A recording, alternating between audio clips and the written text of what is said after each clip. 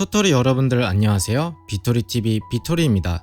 현재 시간 2022년 12월 22일입니다. 비트 시황 영상이 계속해서 새벽에 올라가고 있는데요. 아무래도 비트의 역사는 밤에 이루어지다 보니 어쩔 수 없는 것 같습니다. 지금도 새로운 변동성의 출현이 기대되는 자리인데요. 내일 예정되어 있는 근원 소비지출 물가지수까지 어쩜 이렇게 정확한 타이밍에 변동성 재료까지 등장해줄까요? 영상 끝까지 시청해주시고요. 구독과 좋아요 한 번씩 부탁드리겠습니다. 영상 시작하겠습니다. 오늘 영상에서는 최대한 매크로에 대한 분석은 하지 않을 예정입니다.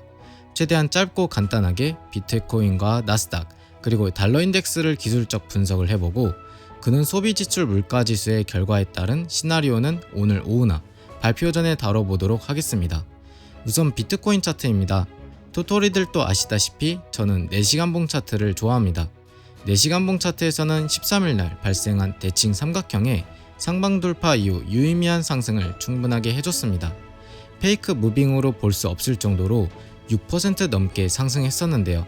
최고점 18.4K를 찍고 계속해서 하락을 하며 현재는 대칭 삼각형의 연장 추세선마저 하방 이탈한 상태입니다. 직전 영상에서 언급한 중장기 넥라인에서 지지를 해주고 있습니다.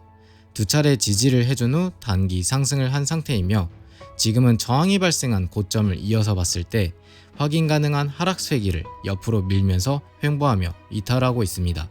하락쇠기 삼각형의 윗변을 옆으로 밀고 있으니 따지고 보면 상방 돌파인 셈이지만 횡보로 밀고 있습니다. RSI도 50포인트 내외를 지켜주고 있는데요. 폭풍 전야와 같은 상황입니다. 만약 소폭 상승을 하더라도 이번에 발생한 단기 넥라인인 굵은 녹색 선을 쉽게 돌파하지는 못할 것으로 보입니다. 그 이전에 장기 이평선에서 저항이 발생할 텐데 장기 이평선의 저항을 상방 돌파하기 위해서는 20일날 발생한 거래량 정도는 터져줘야 합니다. 20일날에 장기 이평선을 돌파하는가 싶더니 단기 넥라인의 저항을 받고 하락했으며 장기 이평선 아래까지 내려온 후 저항을 다시 받고 있습니다. 그만큼 이평선 저항은 유의미한 편인데요. 장기 이평선과 넥라인이 모여가고 있는 지금 동시에 저항대를 돌파할 수는 있겠지만 개인적으로는 불트랩이 나온 후 하락할 것으로 보고 있습니다. 하나 더 관점 포인트를 말씀드리자면 단기 이평선이 장기 이평선에 닿기 전 어떤 움직임이 나올지 봐야 합니다. 만약 골든크로스가 발생하지 못하고 한 번 더 간격이 벌어진다면 하락 추세의 확대로 볼 수 있습니다. 이제 일봉 차트를 살펴보겠습니다. 일봉 차트에서는 정확하게 이평선에 고점을 만들고 내려온 상태입니다. 일봉 차트에서의 장기 이평선은 여전히 위에 있습니다. 하지만 단기 이평선은 중기 이평선과 데드크로스가 되면서 역배열로 전환된 상태이며 이제 막 역배열이 되었기 때문에 이평선 관점에서는 다시 한번 하락의 시작으로 볼 수 있습니다. 만약 하락 관점으로 본다면 16.7K 초반과 16.5K는 생명선과도 같습니다. 이 두 지지라인이 돌파되는 순간 신저점 갱신은 쉽게 이뤄질 수 있습니다. 상승 관점이라면 이렇다 할 단기 저항 구간은 딱히 없지만 17.7K는 강하게 저항을 받을 수 있는 구간입니다. 돌파하더라도 장기 이평선이 떡하니 기다리고 있으니 더 큰 폭으로 상승하기에는 약세장이라는 한계점이 있습니다. 나스닥도 한번 살펴보겠습니다. 나스닥 차트는 일봉 차트로 볼 건데요. 현재 굵은 파란선에서 소폭 하락 후 반등하고 있습니다. 굵은 파란선은 중장기 넥라인인데요. 아이러니하게도 비트코인은 하락할 포인트가 많아 보였지만 나스닥은 어째선지 상승할 포인트가 많아 보입니다. 이평선이 모여있다는 것은 역배열과 정배열 간의 전환 시도가 손쉽게 이뤄질 수 있다는 것이고 RSI 캔들스틱으로 봐도 반등을 기대해도 될 시기입니다. 단기 키레벨 상으로 문제가 있었던 구간들은 이미 상방 돌파가 완료된 상태입니다. 나스닥을 보기 위해서는 달러 인덱스도 같이 살펴봐야겠죠?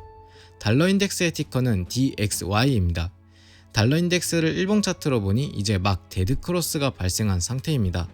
RSI 캔들스틱 분석을 통해 방향을 체크해보면 과매도 상태에서 횡보를 하고 있는 걸 확인할 수 있습니다. 최소한 하루 이틀은 RSI의 하락이 지속될 것으로 보이는데요. RSI가 40포인트 아래로 유지된다면 실제 차트에서도 하락이 이어질 가능성이 높습니다. 달러 인덱스와 나스닥의 움직임을 주도할 변동성 재료로는 앞에서 살짝 언급한 근원 소비지출 물가지수의 발표인데요. 차트상으로는 달러 인덱스는 발표 때가 되면 반등할 가능성이 높고 완전히 잘못 본 게 아닌 이상 나스닥도 반등할 가능성이 있어 보입니다.